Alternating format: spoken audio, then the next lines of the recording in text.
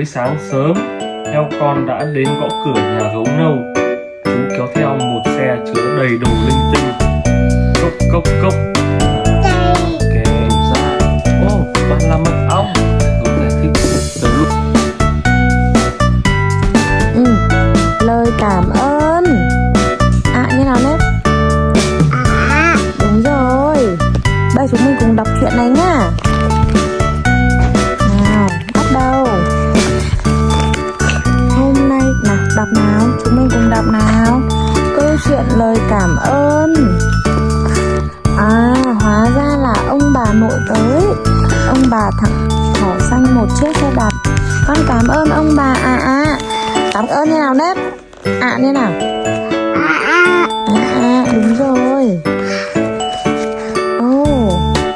Đây chính là chú gà trống.